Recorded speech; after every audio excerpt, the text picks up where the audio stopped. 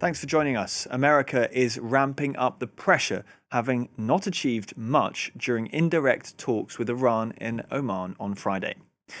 Shortly after their conclusion, the Treasury and State Department announced new sanctions on the Iranian energy sector. And the top US military commander for the Middle East joined the negotiations, a reminder of their sizable naval force lingering off Iran's coast. President Donald Trump is threatening to use force to compel Iran to reach a deal on its nuclear program. He says a new round of negotiations is planned for early next week. Iran looks like it wants to make a deal very badly. We have to see what that deal is. The deal can be reached. Well, you have to get in position. We have plenty of time. If you remember Venezuela, we waited around for a while, and we're in no rush. We have, very good talks with Iran. The one thing, and right up front, no nuclear weapons.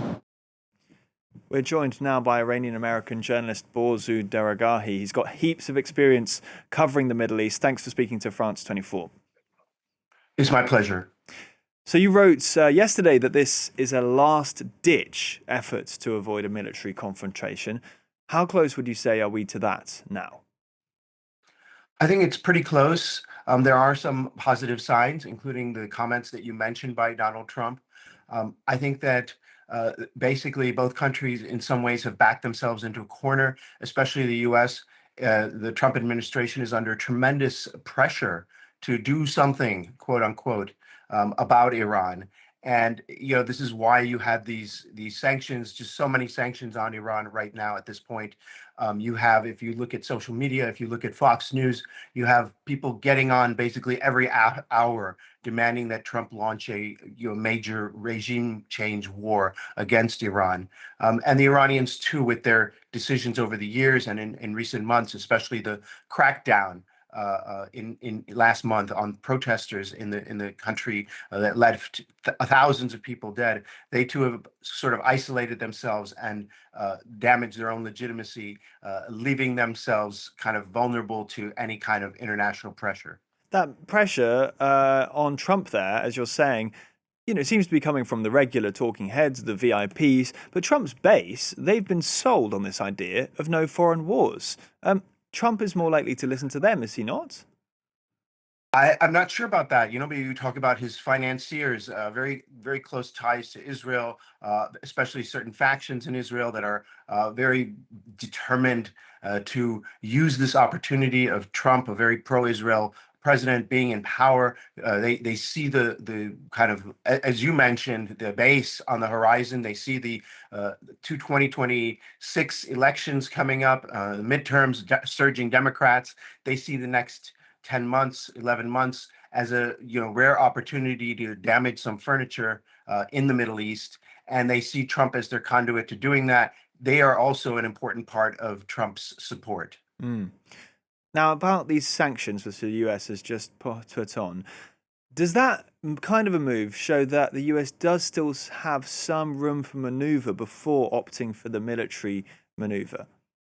I mean, there's so much room for maneuver for the United States. They could take the W, let Iran basically say that they are downgrading their nuclear technology program. It's not a weapons program yet. And declare victory and go home. They could, for example, get Iran to make some minor symbolic concessions on the issue of public protest and the people who are in prison right now, agree to launch an investigation into the killings that happened, especially on January 8th and 9th in the country. These things do not come up. There's ways that the Trump administration could avoid an all-out military confrontation, but it does not have the administration, as many have noticed, does not seem to have a lot of capacity for thoughtful action. Yeah, but it seems to me like they sort of tried to take the win after that assault with Israel in June last year, where, as you put it in your article, the nuclear program was severely damaged. Now, my understanding is that it's not that easy to be sure of that. And in any case, these issues now seem to have reared their head again, and the White House seems forced to act. Yeah, but why have they exactly though? It's forced to act because of what? It's forced to act because there were these protests, there was these killings, there was this international attention put on the country, and there was this stepped up pressure by certain elements within the bases of support for the White House, so financiers. Miriam Adelson, you can see it in what their comments are saying and what their signal boosters are saying. They're under tremendous pressure. They thought that there would be some kind of way to avoid that pressure, that there was a quick, and at first Trump seemed to think that there was a quick, easy way to do symbolic strikes or do some kind of Venezuela type operation. He was informed by his military commanders that actually this is not going to be that same scenario. There is no quick W here. And so now we're stuck in this situation where it looks more likely than not that there will be some kind of military confrontation that will be inconclusive and not lead to any decent outcomes, not for the Iranian people, not for the American people. Yeah, and you mentioned the protests there being a kind of catalyst, but do the Americans care that much? Does Trump care that much about protesters in Iran? I mean, I don't think that Trump cares very much about protesters in Minnesota or democracy. He's talking about revamping the DNA of the American electoral system in violation of the Constitution. I'm not sure if he's a committed Jeffersonian Democrat. It seems more likely than not that he and his entourage see these protests, see these killings as a kind of moment of weakness for Iran that they can exploit. Right. If we take what you're saying and we are possibly heading towards a military option, will the Americans kind of be emboldened by the successful assault they've seen on Venezuela, even if there's no way, surely, they're going to pull off anything like that here? I think that the White House may feel that way. I have a feeling that Pentagon planners, people in the professionals in the intelligence and assessment sectors of the government, people in the State Department will be much more cautious, so that you'll see a kind of tension between the bravado of the Pentagon leader, Pete Hegseth, and and the Trump and the White House and his aides and the professionals who are actually going to be making decisions on the ground. Right. And Borzou, it must be hard for people not to despair when they're looking at Trump essentially try and claw his way back in to the kind of a deal that he tore into and tore up, and now that's even pushing them into a potential military conflict.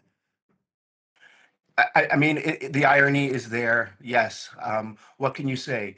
Trump is a kind of bigot, and he really hated Barack Obama. This was the nuclear deal was President Barack Obama's signature international achievement during his presidency, and he, hated it from the beginning just because of that. And as we've seen from the cartoons that he released earlier yesterday, what he thinks of Obama and Michelle Obama. So we can see that this contempt led to the scrapping of this pretty decent deal, at least for the time being, and now basically trying to get Iran to reduce its enrichment, which it doesn't even appear that it's doing, and halt other nuclear activities, which were prompted by Trump himself. Yeah, we'll come on to that story you mentioned there in a little bit later in the program. Borzou Daragahi, thank you so much for your time. Thank you for speaking to France 24. It's been a pleasure. Thank you.